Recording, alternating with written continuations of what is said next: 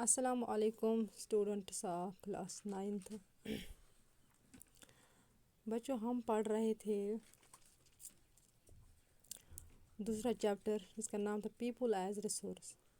اس میں ہم نے پڑھا تھا ایجوکیشن کے بارے میں، اور جو کوالٹی میں آتا ہے پہلا ہے ایجوکیشن، دوسرا ہے ہیلتھ۔ ایجوکیشن کے بارے میں ہم نے پڑھا تھا، اس سے پہلے ہم نے پڑھا تھا سروا شکشا ابھیان، دیٹ از SSA، اس کے بارے میں پڑھا تھا۔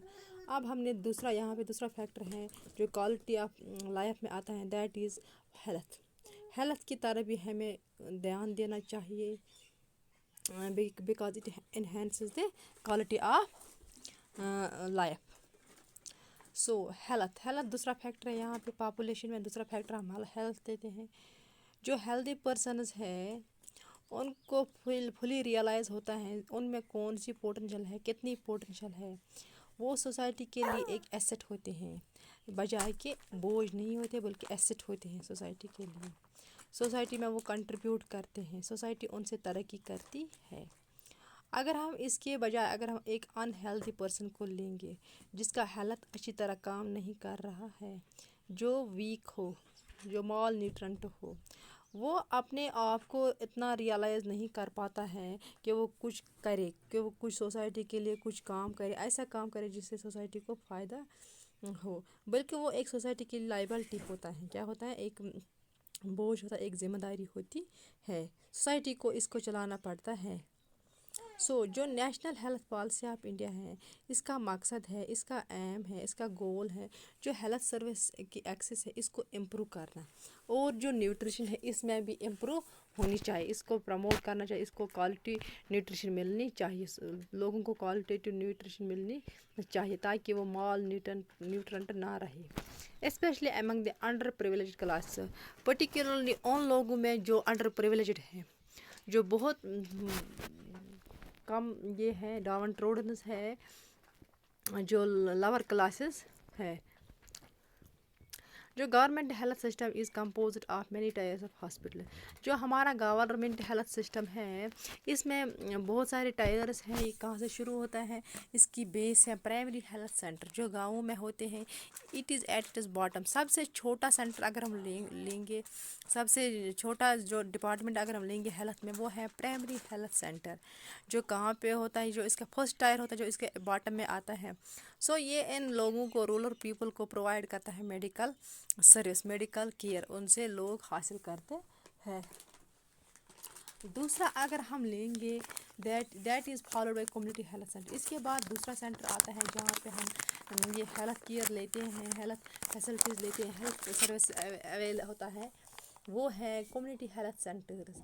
وہ ان پرائمری ہیلتھ سینٹر سے زیادہ تھوڑا بڑے ہوتے ہیں۔ وہ کہاں پہ ہوتے ہیں؟ وہ تحصیل میں ہم ان کو پاتے ہیں، یا بلاک لیول پہ، بلاک لیول میں ہوتے ہیں، جو ان سے بڑے ہوتے ہیں، وہاں پہ ان سے زیادہ فیسلٹی ہوتی ہے۔ اس کے بعد ہوتا ہے تیسرے نمبر پر ہوتا ہے، تیسرے رینک پر ہوتا ہے ڈسٹرکٹ ہاسپٹل۔ وہ بڑا ہاسپٹل ہوتا ہے، ڈسٹرکٹ میں ایک بڑا ہاسپٹل ہوتا ہے جہاں پر ہمیں یہ ملتی ہے، یہ سروس ملتی ہے جو ہمیں اویل کرتا ہے سروس کا، ہیلتھ سروس۔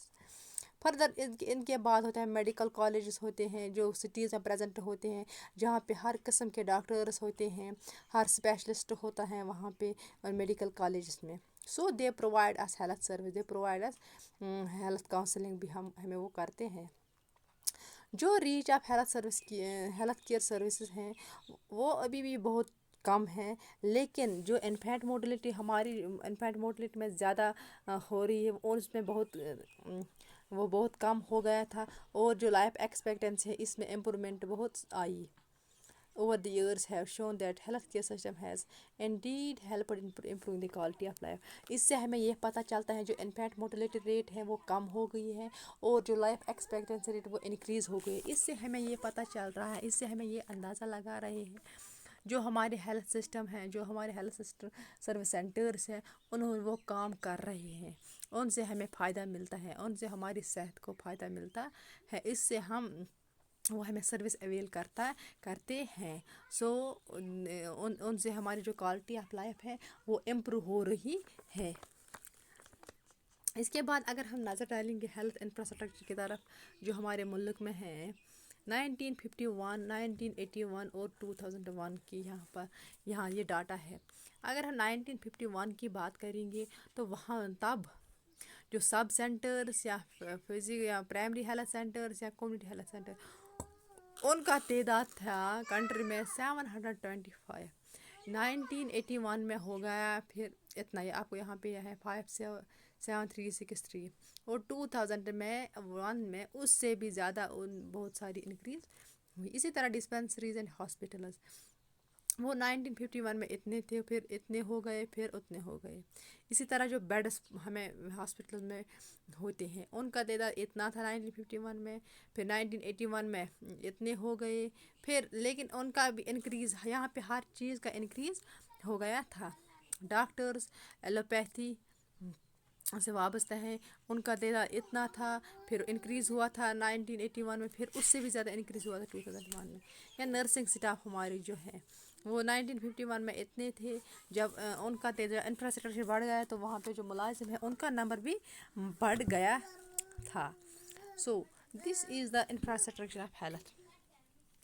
اگر ہم اس کی بھی بات کریں گے، انفراسٹرکچر کی بھی بات کریں گے، اس میں بھی بہت ساری انکریز ہوئی تھی، جس سے ہماری لائف ہے، ہماری جو ہیلتھ ہے اس کو بہت فائدہ ملا تھا. اس ہیلتھ سروس کو پروموٹ کرنے سے، ہیلتھ سروس کے ان کے انہینس ہونے سے ان میں اس سے ہماری لائف کوالٹیٹیو لائف بنتی ہے ان سروس سے، because they are providing a service, they are availing a services.